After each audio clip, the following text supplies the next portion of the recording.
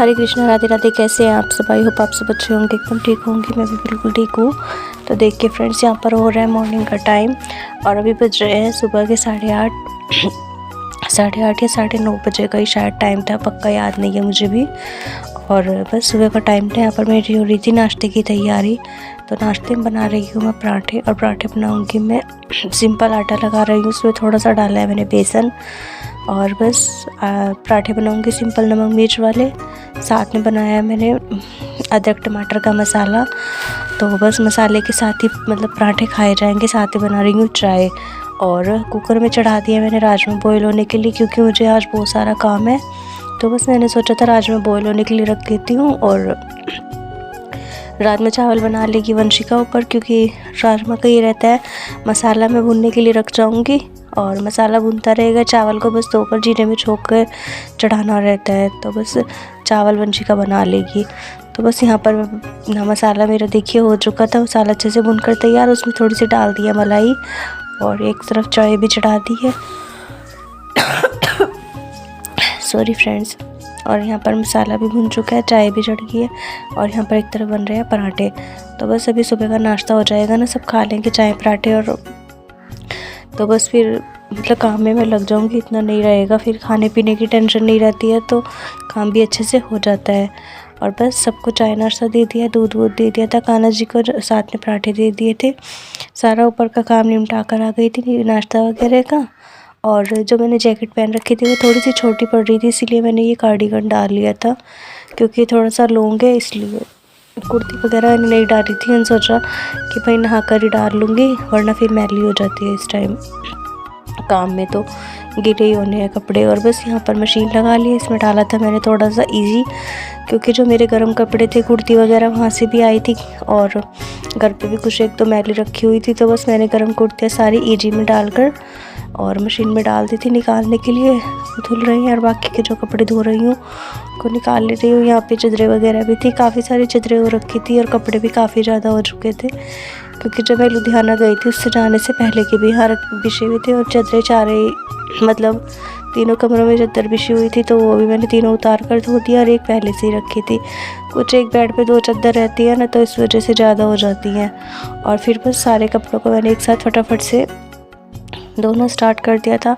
काफ़ी टाइम लग गया था मुझे कपड़े धोने के चक्कर में, क्योंकि मतलब सुबह से लगी थी मैं 10 बजे, 10 साढ़े 10 बजे कपड़े धोने लग गई थी, और करते करते मुझे 3-4 बज गए थे सफाई में, मतलब घर के काम में ही 3-4 बज गए थे। और मम्मी भी आने वाली हैं, 1-2 दिन में आ जाएंगे, शायद आज या कल आ जाए।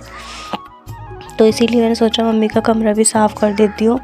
सो ये बहुत ज़्यादा खिलारा वगैरह हो रखा था, गंद मचा हुआ था, सारा दिन जैसे कि बैठे रहते थे बच्चे भी और ये भी, इसी वजह से काफ़ी उसमें सामान वगैरह पड़ा हुआ था। तो बस उनको उठा दिया।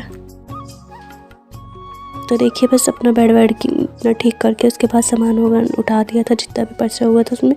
कमरे में बहुत ही ज़्यादा खिलारा मचा रखा था, और बेडशीट चेंज कर दी थी मैंने, क्योंकि जो बेडशीट उस पर 2 लगी हुई थी, एक गर्म और एक गर्मियों की लगी हुई थी। तो दोनों ही मैंने बेडशीट धो दी हैं, और उस पर दूसरी चेंज करके बिछा दी है। अभी फ़िलहाल मैंने कॉटन की बिछाई है, जो गर्मियों की रहती है। सर्दियों वाली रात को देखूँगी बिछाऊँगी, जब उस पर अगर मम्मी आ गई सोना हुआ तो ही, नहीं तो नहीं बिछाऊँगी अभी 1-2 दिन।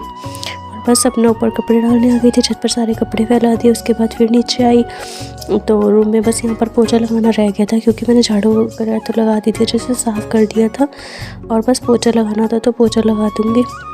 हाथों से ही लगा रही हूँ, क्योंकि इसमें ना कई जगह पर मोमबत्ती के दाग लगे रहते हैं, तो उनको भी साथ साथ खुरचना होता है, और नाखूनों से ही मतलब खुरचे जाते हैं वो, क्योंकि मोमबत्ती के जो निशान होते हैं वो जम जाते हैं, इसलिए। तो बस कमरे में पोछा लग गया, इसमें 2-3 बार मुझे लगाना पड़ा था, और पंखा भी चला दिया था मैंने। सर्दी इतनी ज़्यादा हो रखी है, तो धूप भी नहीं निकली थी, और ऊपर से हाथों में बिल्कुल सुन्न हो जा रहे थे। फिर भी ना मतलब नंगे पैर काम करना पड़ रहा था, कभी कैप पहन रही थी सर्दी की वजह से, कभी उतार रही थी, और चप्पल भी नहीं पहनी थी, क्योंकि डर लगता है थोड़ा सा ना पत्थर पे फिसलने का, इसलिए बस मैंने चप्पल भी नहीं पहनी थी, ऐसे ही नंगे पैर ही काम कर रही थी, और पैरों में ठंड चढ़ती जा रही थी बहुत ज़्यादा। यहाँ पर बस एक बार पोछा लगा दिया था, बाहर से सारा झाड़ू लगा कर अच्छे से धो आई हूँ, जितना भी रहता था बाथरूम के पास से, और एक बार फिर से यहाँ पर पोछा लगा लेती हूँ रगड़ के अच्छे से। और देखिए यहाँ पर मोमबत्ती का कुछ दाग सा मुझे फिर से नज़र आया, बस वही रगड़ने बैठ गई थी। तो बीच बीच में जहाँ जहाँ पर लगे हुए दिख रहे थे वो सब साफ़ करके आ गई थी। और ना नंगे पैर काम कर रही थी तो ठंड लगने लगी थी। फिर मैंने यहाँ पर चप्पल पहन ली और सिर पर कैप भी पहनी, क्योंकि मुझे बुखार भी हो रखा था और फीवर की वजह से ना पूरा शरीर दर्द कर रहा था। तो मन में तो था ही नहीं कि कपड़े धोऊंगी या कुछ काम करूँ, लेकिन फिर सोचा कि बहुत ज़्यादा हो गए हैं और अगर अभी भी नहीं धोए तो और ज़्यादा हो जाएंगे, फिर धोने भारी लगते हैं। वैसे ही अभी इतने ज़्यादा हो रखे हैं तो अकेले धोना वैसे भी वो मुश्किल सा लगता है। वंशिका के एग्ज़ाम आने वाले हैं तो बस वो अपनी पढ़ाई में लगी रहती है, इसी वजह से उसको भी इतना टाइम नहीं लगता है कि वो साथ में कुछ काम वाम कराए। और यहाँ पर देखिए ये वाश बेसिन हाथ धोने का ये भी बहुत गंदा हो रखा था। जब से मैं आई थी इसे भी साफ़ नहीं किया था, कुछ भी काम नहीं अच्छे से कर पा रही थी फीवर की वजह से। ऊपर ही थी, नीचे तो मैं आती ही नहीं थी इतना।